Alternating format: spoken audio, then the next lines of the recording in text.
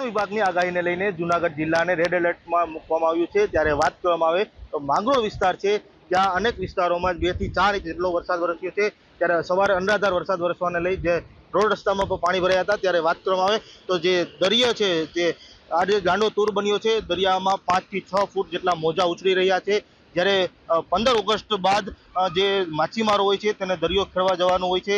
ત્યારે વહીવટી તંત્ર દ્વારા આ તમામ જે માછીમારો હતા તેને પરત બોલાવવામાં આવ્યા છે। વાત કરવામાં આવે તો જે આ મોજા ઉછળી રહ્યા છે, દરિયામાં કરંટ દેખાવાને લઈ આજે વહીવટી તંત્ર દ્વારા તમામ જે માછીમારો હતા તેને દરિયો ન ખેડવા પણ સૂચના આપવામાં આવી છે। અને હાલ જે વાત કરવામાં આવે તો જે માછીમારોને પણ એલર્ટ કરવામાં આવ્યા છે। અને સવારે જે દરિયામાં જે કરંટ દેખાઈ રહ્યો હતો ત્યારે જેટી ઉપર જે બોટો હતી તેમાં પણ નુકસાન થયું છે તેવા પણ સમાચાર મળી રહ્યા છે।